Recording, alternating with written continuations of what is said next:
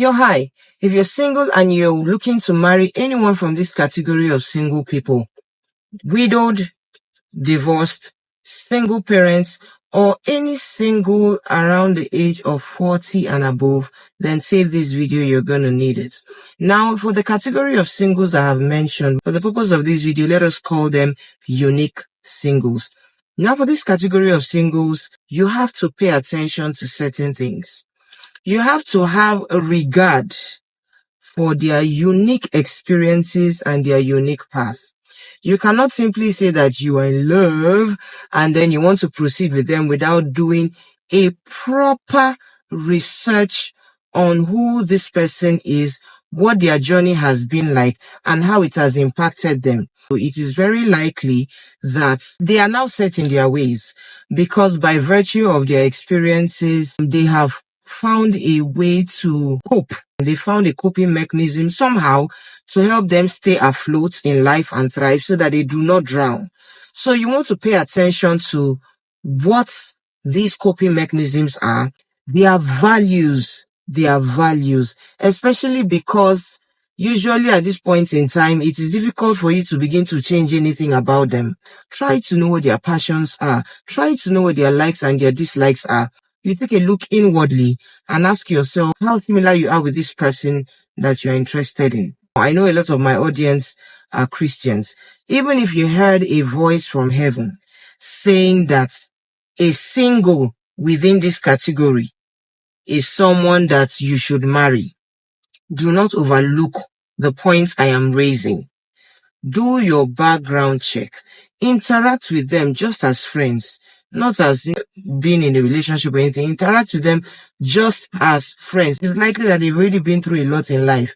You don't want to come, bombarding them with love, and then at the point where you realize that you have more differences than similarities and you are unable to manage those differences to produce success, you now start taking a step back. If you eventually decide to proceed with them, please do not have any plan, any hidden plan that once I marry this person, I'm going to change this thing about this person.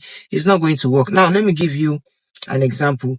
You're a young girl and, and even if it's a never been married man, 40 years, 45 years, 50 and above, comes and is showing interest in you. You are a very driven woman. You want to further your education beyond your undergraduate studies. You want to do your master's, do your PhD. You want to reach the highest possible level in the corporate ladder. And here you are talking with this man. He's well established, he's rich, he loves God, he fears God. But in your conversations with him, you are getting the vibe that this man wants a stay-at-home wife. Not that you're going to be staying at home all day, but maybe you're going to be doing business. You will travel out of the country, buy goods, come back to Nigeria, for instance, if you live in Nigeria, and sell. And you're busy smiling from ear to ear and you're just telling yourself, you've seen a nice man, he's God-fearing, he's rich. Pay attention, because by the time you get married, it is very unlikely that man is going to change his mind about what he sees for you.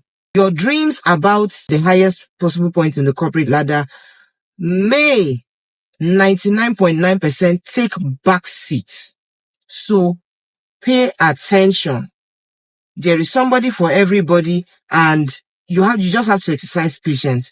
Don't enter that marriage and think you're just going to make the person change their mind. No. Another example I will give is if you are looking to marry a divorced woman, who has children, this woman is already set in her ways. She has systems that she has put in place. The fact that you have met her and you found her appealing enough to marry, that woman has had to fight, to keep sane. Whether it is the good fight of faith or fight economically to stay afloat, train her children and all of that. It's very easy to be attracted to that person's strengths and overlook that person's weaknesses. Pay attention to that person's weaknesses. Pay attention to her weaknesses, while acknowledging her strengths. And ask yourself a candid question. Are you able to live with this person? You think that you are going to be correcting every little thing. You're just going to frustrate yourself. Okay, so if you are going into marriage with that kind of person, go with a large heart to be able to accommodate. If you decide, it is not by force. If you see anything about her and you feel you cannot handle this in the long term, just withdraw Like I said, there is somebody for everybody. Instead of you doing high jump, take your time and find the one who is more like you, so that you have more similarities than differences that makes for comfort in the marriage. My name is Noella, host of Singles Timeout. We're on Instagram, so please follow Singles Timeout on Instagram. We have monthly programs that I believe will bless you and will be of benefit to you as a single person. Bye.